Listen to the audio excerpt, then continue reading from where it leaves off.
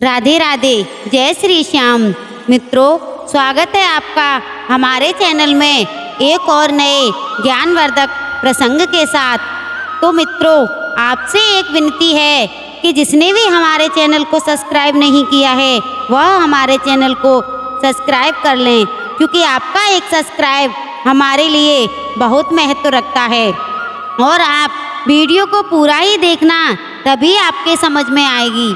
बंधुओं, आज का प्रसंग है, जो व्यक्ति बहुत ज़्यादा बोलता है और बिना मांगे ही सलाह देता है वह एक दिन बड़ी मुसीबत में फंस जाता है। तो बंधुओं, मैं आपको इसी संबंध में एक कहानी सुनाती हूँ। बहुत समय पहले की बात है। एक घने जंगल में विशाल बहुत बड़ा बरगद का पेड़ था। उस पेड़ पर बहुत सारे तोता रहते थे। वे सभी हमेशा इधर उधर की बातें करते थे। उन्हीं में एक मिट्ठू नाम का तोता भी था। वह बहुत कम बोलता था और शांत रहना ही पसंद करता था। सब उसकी इस आदत पर मजाक उड़ाते थे, लेकिन वह किसी की बात का बुरा नहीं मानता था, क्योंकि उसके अंदर सहनशीलता भरी हुई थी। एक दिन दो तोते आपस में बातें कर रहे थे। तो पहला तोता बोला, मुझे एक बार बहुत अच्छा आम मिला था। मैंने पूरे दिन उसे बड़े ही चाव से खाया। इस पर दूसरे तोते ने जवाब दिया, मुझे भी एक दिन आम का फल मिला, तो मैंने भी उसे बड़े चाव से ही खाया था। वहीं मिट्ठू तोता चुपचाप बैठा हुआ था। सब तोतों के मुखिया ने उसे देखते हुए कहा, अरे हम तोतों का तो काम ही यही है कि बातें करना, तुम क्यों चुप रहते हो? मुखिया ने आगे कहा, तुम तो मुझे असली तोते लगते ही नहीं, कहीं तुम नकली तोते तो नहीं हो? इस पर सभी तोते उसे नकली तोता कहकर चिढ़ाने लगे, लेकिन मिट्ठू तोता फिर भी चुप रहा। यह सब चलता रहा। फिर एक दिन रात में मुखिया की बीवी का हार चोरी हो गया। मुखिया की बीवी रोती हुई उसके पास आई और उससे अपनी पूरी बात बताई। मुखिया की बीवी ने कहा, किसी ने मेरा हार चुरा लिया है और वह हमारे ही झुंड में है।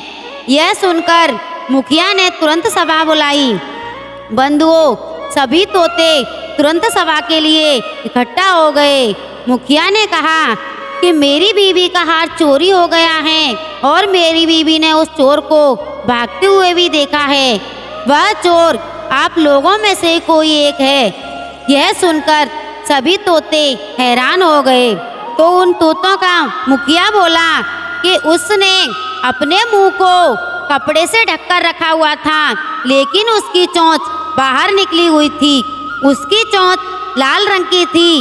अब पूरे झुंड की निगाह मिट्ठू तोते और हीरू नाम के एक तोते पर थी, क्योंकि झुंड में केवल इन्हीं दोनों की चोंच लाल रंग की थी। यह सुनकर सभी मुखिया से चोर का पता लगाने के लिए बोले। तो लेकिन मुखिया ने सोचा कि ये दोनों तो मेरे अपने हैं, मैं कैसे इनसे पूछ सकता हूँ कि तुम चोर हो क्या? इसीलिए मुखिया ने एक कौए से इसका पता लगाने के लिए बोला और उसने असली चोर का पता लगाने के लिए कौए को बुलाया। कौए ने लाल चोंच वाले हीरू और मिट्ठू तोते को सामने बुलाया। बंधुओं, कौए ने दोनों तोतों से पूछा कि तुम दोनों चोरी के समय कहाँ थे? इस पर हीरू तोता बड़े जोर जोर से बोलने लगा कि मैं उस दिन बहुत थक गया था, इसलिए खाना खाकर मैं रात को जल्दी सोने चला गया था। वहीं मिट्ठू तोते ने बड़ी ही धीमी आवाज में जवाब दिया। उसने कहा, मैं उस रात सो रहा था।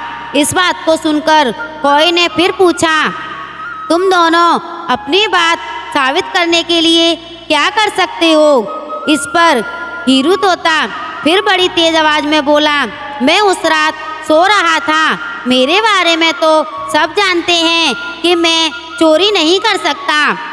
ये तो चोरी मिट्ठू ने ही की होगी, इसलिए वह इतना शांत होकर बोल रहा है, इसीलिए तो वह चुपचाप बैठा है। मिट्ठू तोता चुपचाप खड़ा हुआ था। सभा में मौजूद सभी तोते चुपचाप उसे देखकर यह बोले कि लगता है चोरी इसी ने की है, इसीलिए यह चुपचाप बैठा हुआ है। इस पर कौए ने दोबारा पूछा कि मुझे जल्दी से बता दो कि चोरी किसने की है। इस पर मिट्ठू तोता फिर धीमी आवाज में बोला कि मैंने यह चोरी नहीं की है। इस बात को सुनकर कौवा मुस्कुरा करके कहा कि चोर का पता लग गया है। मुखिया के साथ साथ सब लोग हैरानी से कौवा की ओर देखने लगे।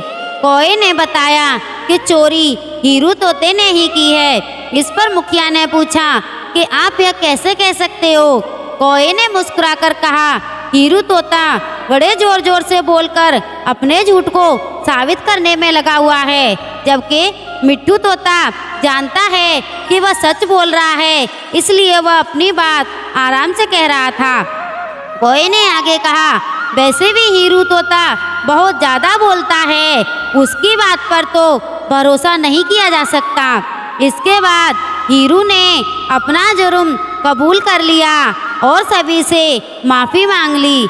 यह सुनकर सभी तोते हीरू तोते को कड़ी सजा देने के लिए कहने लगे, लेकिन मिट्ठू तोते ने कहा, मुखिया जी, हीरू तोते ने अपनी गलती मान ली है और उसने सबके सामने माफ़ी भी मांग ली है।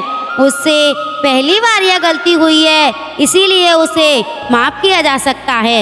इस पर सभी तोते उसकी बात को सुनकर उसकी प्रशंसा करने लगे। यह बात सुनने के बाद मुखिया ने भी हीरू तोते को माफ़ कर दिया। बंधुओं, इस कहानी से हमें यह सीख मिलती है कि हमें ज़्यादा ना बोलना चाहिए और बिना मांगे सलाह नहीं देनी चाहिए। हमें ज़रूरत पड़ने पर ही बोलना चाहिए, क्योंकि ज़्यादा बोलने वाला व्यक्ति बहुत जल्दी बहुत मुसीबत में फंस जाता है। तो बंधुओं, आपको हमारी वीडियो कैसी लगी कमेंट में ज़रूर बताना और हमारी वीडियो को लाइक, चैनल को सब्सक्राइब ज़रूर करना। धन्यवाद।